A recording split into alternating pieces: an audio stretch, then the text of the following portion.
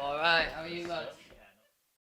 It's dead personal, but it's relatable, isn't it? You know, you've been through. Since yeah. I saw you, you've been through an awful lot of shit, Louis. I mean, is that stuff that's provided you with material to write about, or is it something that you've tried to keep as a separate thing? Well, I wasn't really. I released a song called Two of Us that was about my mum, and I wasn't really ready to write that song because I wanted to, you know, naturally that's a song with massive importance. And I wanted to be a bit further on in my writing. I wanted to, in my head, I needed to be a bit more experienced to write that massive song. But every single session that I got into, while I was conscious that I needed to write this song, it was hard to really connect on an emotional level that it felt not necessarily authentic, but important enough. So once I got in the room with the two people who, they started the song actually, they sent me the verse and the chorus.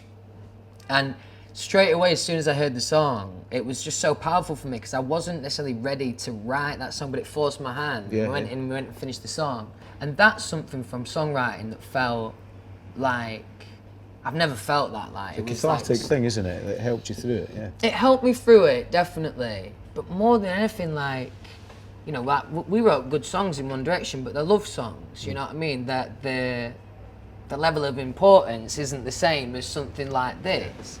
And I was getting fans come up to me, like when I did this Madrid show, some girl came up to me and she told me that unfortunately she'd lost her dad recently and she was listening to that song. And like that, like I can't even really comprehend that, you know, I can write stuff that like can actually have a real positive impact on people, you know, and actually help her through a proper horrible time. And it really like liberated me as a songwriter. I thought this is what it's all about, you know what I mean? You got it right at that point, haven't you? Yeah, it makes a difference to one person. Exactly, fucking hell, yeah, definitely. How long have you been keeping lines and how long have you had an idea of things you wanted to write about? In the Amy Winehouse documentary, they talk about how when something poignant happens in her life, she noted all the detail around it, every little bit of detail. And it's something I've tried to be conscious of ever since doing that. But the most important thing for me is to really be honest as a lyricist, and especially like as a male like solo artist, there's certain things that I can be honest about that feels refreshing that you don't always hear, like in comparison to like some of those sensationalized lyrics, for example. Yeah, of course. But mate, so back to the Charlie Lightning thing. He's making some videos. He's doing the videography for you as well.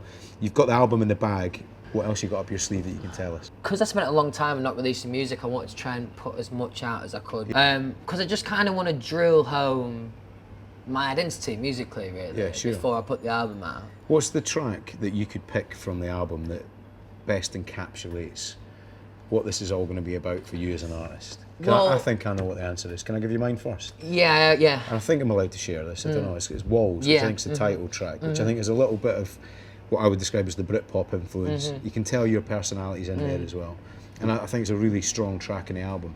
What's your answer?